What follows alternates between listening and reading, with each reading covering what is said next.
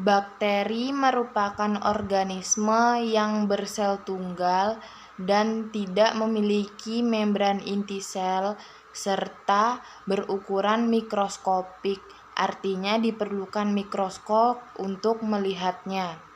Ciri-ciri Eubacteria adalah 1. Berukuran sangat kecil, diameternya antara 0,5 sampai 1 mikron dan panjangnya 1 sampai 20 mikron. Memiliki dinding sel, hanya dapat dilihat menggunakan mikroskop. Uniseluler atau hanya terdiri atas satu sel.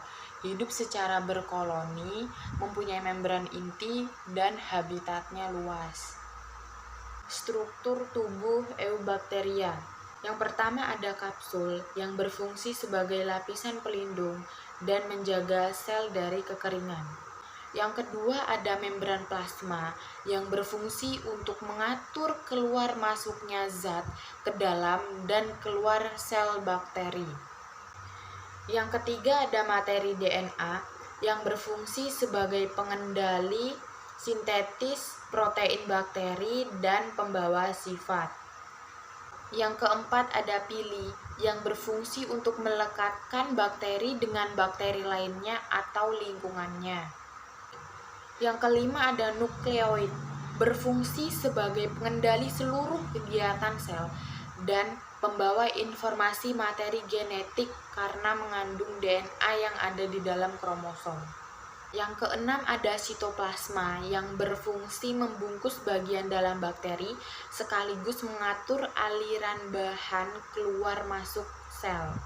Yang ketujuh ada flagella. Flagella terdapat dalam dinding sel dan berfungsi sebagai alat gerak. Yang kedelapan ada plasmid yang berfungsi sebagai vektor pembawa gen asing yang ingin disisipkan pada bakteri. Yang kesembilan ada mesosom. Mesosom berfungsi menghasilkan energi dan membentuk dinding sel baru saat pembelahan sel. Yang ke-10 ada ribosom yang berfungsi sebagai tempat terjadinya sintetis protein. Yang ke-11 ada dinding sel yang berfungsi sebagai lapisan pelindung dan mempertahankan bentuk sel bakteri.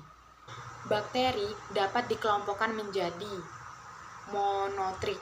Monotrik adalah bakteri yang hanya memiliki satu flagel pada ujung tubuhnya atau ujung selnya. Contohnya seperti Pseudomonas aeruginosa. Yang kedua ada lophotric. Bakteri ini adalah bakteri yang mempunyai sekumpulan flagel pada salah satu ujung selnya.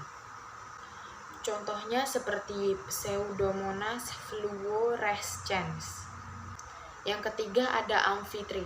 Amfitrik adalah bakteri yang mempunyai flagel di kedua ujung selnya. Contohnya Aquaspirillum serpens. Yang keempat ada peritrik. Bakteri peritrik adalah bakteri yang mempunyai flagel di seluruh permukaan selnya. Contohnya seperti Salmonella typhosa. Selanjutnya ada bentuk-bentuk bakteri. Yang pertama ada bentuk monobacillus. Bentuknya seperti batang tunggal atau tidak berpasangan. Contohnya seperti Propionibacterium acnes. Selanjutnya ada Diplobacillus. Bentuknya seperti batang yang tersusun atau berpasangan dua-dua. Contohnya seperti Diplobacillus pneumoniae. Yang ketiga ada Streptobacillus. Bentuknya seperti batang berkoloni yang membentuk seperti rantai. Contohnya seperti Azotobacter. Yang keempat ada bentuk Monococcus. Bentuknya seperti bola yang tersusun tunggal atau tidak berpasangan. Contohnya seperti Neisseria gonorrhoeae. Yang kelima ada bentuk Diplococcus. Bentuknya seperti bola berkoloni atau bola yang berpasangan dua-dua. Contohnya seperti Diplococcus pneumoniae. Yang keenam ada bentuk Streptococcus. Bentuknya seperti bola berkoloni atau bola yang membentuk seperti rantai. Contohnya seperti Streptococcus pyogenes. Yang ketujuh ada bentuk Sarcina. Bentuknya seperti bola berkoloni yang membentuk seperti kubus. Contohnya Sarcina sp. Yang kedelapan ada bentuk Staphylococcus. Bentuknya bola berkoloni yang membentuk seperti buah anggur. Contohnya seperti Staphylococcus aureus. Yang kesembilan ada bentuk Spirillum. Bentuknya seperti melengkung tapi lebih dari setengah lingkaran. Contohnya Spirillum. Pengelompokan bakteri berdasarkan cara memperoleh makanannya, yaitu pertama ada bakteri autotrof, yaitu bakteri yang dapat membuat bahan organik dari bahan anorganik. Maksudnya bakteri ini dapat membuat makanan sendiri dari senyawa anorganik. Yang kedua ada bakteri heterotrof. Bakteri ini memperoleh makanan dari bahan-bahan organik yang ada di sekitarnya dengan cara menguraikan sisa-sisa organisme lain menjadi bahan-bahan anorganik yang berupa mineral-mineral. Selanjutnya ada pengelompokan bakteri berdasarkan kebutuhan oksigen. Yang pertama ada bakteri aerob. Bakteri aerob ini hanya bisa hidup ketika ada oksigen. Apabila tidak ada oksigen, bakteri ini akan mati. Yang kedua ada bakteri anaerob. Bakteri ini tidak dapat tumbuh dalam suasana O2 atau zat asam, karena dalam suasana ini akan terbentuk H2O2 yang tidak berefek bagus pada bakteri ini. Lalu ada pengelompokan bakteri berdasarkan pewarnaannya.